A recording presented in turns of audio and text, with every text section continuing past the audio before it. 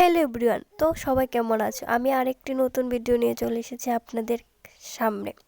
তো আজ আমি সন্ধ্যাবেলা এসেছি হরি ঠাকুরের অনুষ্ঠানে, হরিওমের আশ্রমে।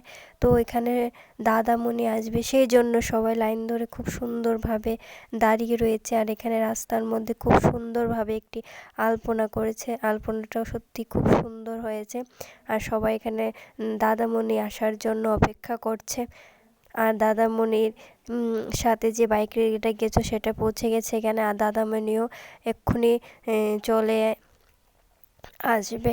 তো সবাই দাদামণিকে স্বাগত জানানোর জন্য সবাই রাস্তার মধ্যে সারিবদ্ধভাবে লাইন ধরে দাঁড়িয়ে রয়েছে এবং দাদামণিকে দর্শন করার জন্য সবাই অপেক্ষা করছে। আর এখন দাদামণি চলে এসেছে, তাকে দাদামণি গাড়ির থেকে নামছে আর তাকে মালা দিয়ে বরণ করে নিচ্ছে।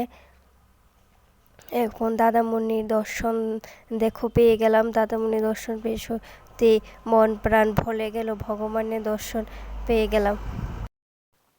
দাদামণি এখন আশ্রমের ভিতরে প্রবেশ করে যাচ্ছেন।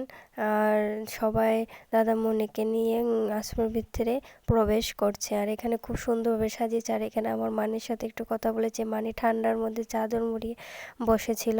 আর আশ্রমটা খুব সুন্দরভাবে সাজিয়েছে, দেখো খুব সুন্দরভাবে সাজিয়েছে। আর এখানে খুব সুন্দর বই টই রেখেছে। আর এখানে খুব সুন্দর সাজিয়েছে, অনেক প্রচুর লোক হয়েছিল। আর সেদিকে দাদামণি সবাইকে দর্শন দিচ্ছিল এবং সবাই প্রণাম করছিল।